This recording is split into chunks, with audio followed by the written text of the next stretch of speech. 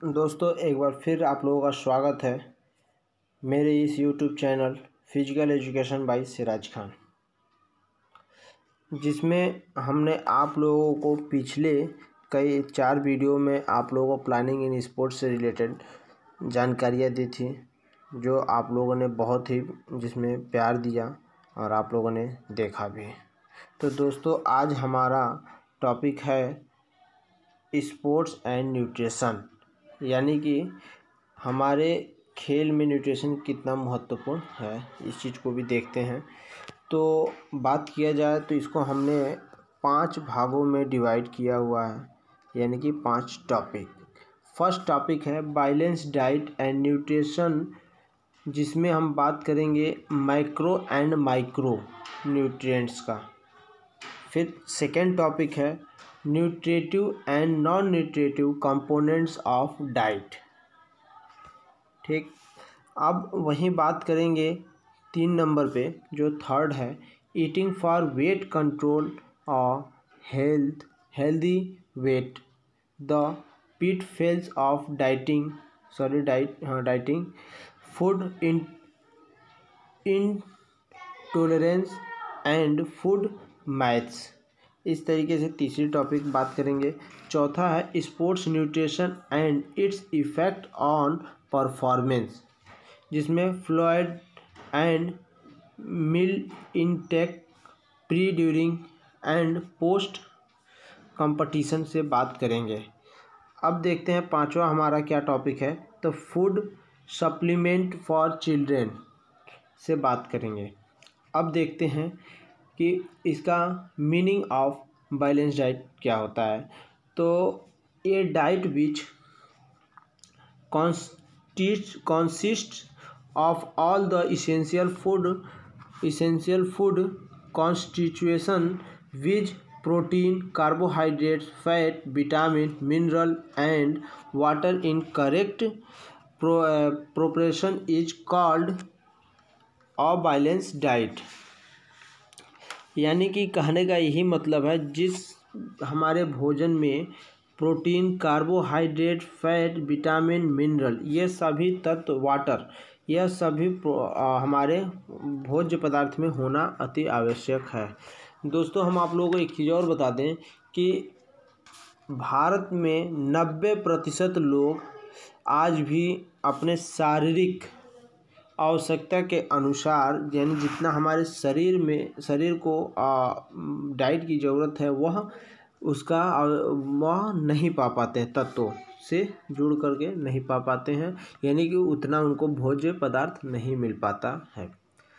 यह बहुत ही दुख की बात है। और वहीं देखा जाए तो हमारे किसी छात्र हो या फिर खिलाड़ी हो या फिर कोच हो, इसकी जो है कि संतुलित आहार के बारे में उनको बहुत ही ज़्यादा अति आवश्यक है कि वो जानकारी रखें। ठीक, तो ये था हमारा मीनिंग ऑफ बैलेंस डाइट। अब बात करते हैं meaning of nutrition. Meaning of nutrition होता है कि is defined as the science of food and relationship with health. मतलब विज्ञान जो बोलता है खाने को लेकर के, वो हमारे स्वास्थ्य से डायरेक्ट रिलेशन रखता है। ठीक है, फूड यानी कि भोज्य हमारे शरीर से डायरेक्ट रिलेशन रखता है। In other words it can be said that nutrition is science. क्या बोल रहा है कि सेड कह रहा है, मतलब साइंस कह रहा है कि हमारे शरीर में न्यूट्रिशन की बहुत ही आवश्यकता होती है, जिसको compare of the dynamic process, यानी कि यह डायनामिक प्रोसेस से कार्य करता है, यह चलता रहता है। Which the consumed food digested, अब जो कंज्यूम कर रहा है, जो डाइजेस्ट करने लायक वो डाइजेस्ट कर लेता है। ठीक है, फिर न्यूट्रिएंट्स और observe and distribute to tissue, और जो भी हमारे तत्व हैं तक वह डिस्ट्रीब्यूट करते हैं, और जो यूटिलाइजेशन करने लायक होता है, जो उनको लगता है कि सही है, उसको यूटिलाइज करते हैं, और नहीं तो वो सारे वेस्टेज जो पार्ट होते हैं, जो चीज़ होते हैं, वो डिस्पोज कर देता है हमारा बॉडी। अब वहीं कहें तो पावर ऑफ हाउस बोलते हैं न्यूट्रिशन को। ठीक है, पावर ऑफ हाउस न्यूट्रिशन को बोलते हैं, जो हमारे बॉडी में होते हैं। अब बात करते हैं कि इनको कितने प्रकार में डिवाइड किया गया है न्यूट्रिशन को। तो न्यूट्रिशन को देखा जाए तो दो भागों में डिवाइड किया गया है, एक मैक्रो न्यूट्रिशन और माइक्रो न्यूट्रिशन। माइक्रो न्यूट्रिशन क्या होता है, जिसमें कार्बोहाइड्रेट, प्रोटीन, फैट और वाटर पाया जाता है।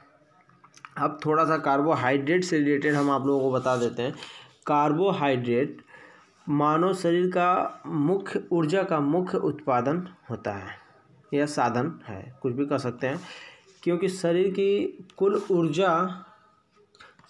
कुल ऊर्जा लगभग 55 से 60% इसी से प्राप्त किया जाता है। कार्बोहाइड्रेट मुख्यतः कार्बन, हाइड्रोजन और ऑक्सीजन से बना होता है। अगर इनका अनुपात क्रम से बताते हैं तो 1:2:1 के रेशियो में कार्य करता है। जिसका कार्बोहाइड्रेट की न्यूनतम इकाई यानी शर्करा बताते हैं तो C6H12O6 होता है। ठीक है, अब वहीं बात करें कि प्रोटीन की, तो प्रोटीन को भी बता देते हैं हम कि प्रोटीन जो है यह अमीनो एसिड से होता है। अमीनो एसिड से प्रोटीन होता है का निर्माण होता है, जिसमें कार्बन, हाइड्रोजन, ऑक्सीजन यह तीनों से मिल करके बना होता है। अमीनो एसिड्स का निर्माण न्यूनतम इकाई होती है जो लगभग 24 यानी कि 24 प्रकार के अमीनो अम्ल पाए जाते हैं, यानी कि अमीनो एसिड पाए जाते हैं। अब बात करते हैं फैट की। तो फैट को देख लिया जाए तो फैट को हिंदी में वसा बोलते हैं, ठीक, वसा, और इसका निर्माण मुख्यतः कार्बन, हाइड्रोजन व ऑक्सीजन तीनों तत्वों से मिल करके बनता है। यहीं फैट की बात करें तो लगभग 1/4 गुणा अधिक ऊर्जा उत्पन्न करता है, जिसको वह यानी फैट का रासायनिक रूप लिपिड कहा जाता है। फैट का रासायनिक रूप क्या है, लिपिड होता है। अब बात करते हैं वाटर की। तो वाटर क्या है, यह 90% कंपेयर करता है हमारे ब्लड से, यानी कि ब्लड में क्या है, even blood comprises 90% of water. ठीक है, अब बात कर लेते हैं our body less approximately 2% of our body weight as water per day. ठीक है, इस तरीके से काम करता है। अब बात करते हैं हमारा माइक्रो न्यूट्रिशन। माइक्रो न्यूट्रिशन को बता दिया जाए तो दो भागों में डिवाइड किया गया, एक मिनरल न्यूट्रिशन और विटामिन्स में। ठीक है, अब बात करते हैं मिनरल को भी दो रूपों में डिवाइड कर दिया गया है जो यहाँ सामने है, एक माइक्रो मिनरल्स और दूसरा है मिनरल्स। माइक्रो मिनरल्स में अगर देखा जाए तो हम लोगों को प्राप्त होता है कैल्शियम मिलता है, पोटेशियम मिलता है, सोडियम मिलता है, मैग्नीशियम मिलता है, फास्फोरस मिलता है। अब वहीं बात करें अगर माइक्रो मिनरल से रिलेटेड तो इसमें भी हम लोग iodine, iron, chromium, copper, cobalt ये तत्व पाए जाते हैं। अब विटामिन की बात करें तो विटामिन को दो भागों में भी डिवाइड कर दिया गया है, जिसमें फैट रखा गया है और वाटर रखा गया है। तो बात करते हैं फैट और वाटर से जुड़ी जानकारी। फैट क्या है, देखा जाए फैट सोल्यूबल विटामिन जो हैं इसको 4 हमने दिखाया है, और भी बहुत सारे होते हैं जिसमें 4 दिखाया गया है, जिसमें vitamin A, vitamin D, vitamin E और विटामिन के। तो विटामिन ए की बात करें तो इसकी खोज जो है डॉक्टर MC कॉलम ने की थी। ठीक, अब यह हमें इसका सोर्स क्या है तो घी से या फिर मिल्क से या फिर फिश से हम इसको प्राप्त करते हैं। अब वहीं विटामिन डी की भी बात करें, हमारा सोर्स कहाँ से है तो फिश से, सनलाइट से, मिल्क से यह प्राप्त होते हैं। विटामिन ई की बात करें तो वो भी मिल्क और मीट दोनों से प्राप्त होते हैं। विटामिन के टोमेटो और पोटैटो से प्राप्त होते हैं। अब बात करते हैं water soluble vitamin. Vitamin B complex जो मिलते हैं हम लोगों को राइस से मिलते हैं, व्हीट से मिलते हैं। फिर विटामिन B1 जो है कि या फिर थायमिन बोले, विटामिन B1 को बोलते हैं। फिर विटामिन B2 को बोलते हैं राइबोफ्लोविन बोलते हैं। यह हमें राइस और पल्सेस से प्राप्त होते हैं। विटामिन B3 को बोला जाता है नाइकिन। क्या बोलते हैं? नाइकिन।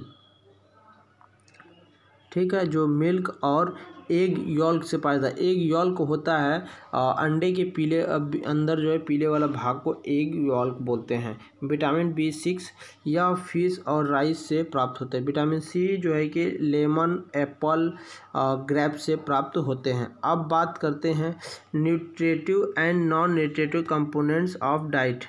तो न्यूट्रिटिव कंपोनेंट्स डाइट क्या होते हैं? तो यह जो हमें क्या बोलते हैं इसको, न्यूट्रिटिव कंपोनेंट्स ऑफ डाइट और दोज कंपोनेंट्स विच प्रोवाइड करते हैं एनर्जी और कैलोरीज। यह हम लोग जो हमें एनर्जी और कैलोरी प्रोवाइड करते हैं उन्हें हम न्यूट्रिटिव कंपोनेंट्स ऑफ डाइट कहते हैं। यह कैसे प्राप्त होते हैं? तो बता दें, प्रोटीन से, कार्बोहाइड्रेट से, फैट से, विटामिन से, मिनरल से हम लोगों को न्यूट्रिटिव कंपोनेंट्स प्राप्त होते हैं। अब प्रोटीन्स की बात करें तो प्रोटीन को दो भागों में डिवाइड किया गया, एक एनिमल प्रोटीन्स और दूसरा है वेजिटेबल प्रोटीन्स। कार्बोहाइड्रेट्स की बात करें तो ये इसका भी सोर्स है। फैट को भी दो भागों में डिवाइड किया गया, एक एनिमल और वेजिटेबल। फिर विटामिन को भी फैट सोल्यूबल और वाटर। यहाँ मैंने इसे पीछे में भी मैंने आपको समझाते हुए आ रहा था। फिर मिनरल्स भी देखें तो इसमें भी कैल्शियम है, फास्फोरस है, आयरन है, उसके बाद आयोडीन है, सोडियम है, पोटेशियम है और सल्फर है। यह प्राप्त किया जाता है और न्यूट्रिटिव और नॉन न्यूट्रिटिव पाए जाते हैं। अब बात करते हैं कि यह प्राप्त कैसे होते हैं, यानी कि इसके सोर्सेज क्या हैं। तो प्रोटीन के सोर्सेज हैं एग, एनिमल प्रोटीन्स में milk products and meat. Vegetable में पल्सेज, बोल्स, सोयाबीन, नट्स। फिर सोर्स ऑफ कार्बोहाइड्रेट्स क्या है? राइस है, ज्वार है, बाजरा है, पोटैटो है, बनाना है, शुगर etc। और यहीं बात करें फैट के लिए तो एनिमल के लिए घी, बटर, चीज़। वेजिटेबल के लिए पोटैटो, ड्राई फ्रूट्स, कोकोनट्स। और विटामिन्स के लिए A, D, E, K, जो पीछे भी मैंने आपको जो है कि बताया अभी। वाटर के लिए B1, B3, B2, B3, B5, B12 इस तरीके करके हैं। फिर मिनरल्स आपको बता ही दिया। अब बात करते हैं non nutritive components diet. Non nutritive component diet होते हैं फाइबर और रॉफ। ठीक है, फाइबर ऑफ, जिसके सोर्सेज हैं फ्रेश फ्रूट्स, रूट, वेजिटेबल, या फिर वाटर, कलर कंपाउंड्स, फिर फ्लेवर कंपाउंड्स और प्लांट कंपाउंड्स। यह 5 प्रकार से हम लोग non nutritive components of diet के सोर्सेज और ये इस तरीके से हम प्राप्त करते हैं। तो दोस्तों ये था आज का हमारा टॉपिक जो मैंने आप लोगों के सामने रखा और आप लोगों को कुछ बताने की कोशिश किया। आई होप आप लोगों को बहुत अच्छा लगा होगा, क्योंकि पिछले वीडियो में आप लोगों ने बहुत सारा जो है कि व्यू किया हमारे लिए और देखा भी, पसंद भी किया। तो दोस्तों आप लोगों का बहुत बहुत शुक्रिया कि आप लोग हमको इतना प्यार और दुआ दे रहे हैं। Thank you.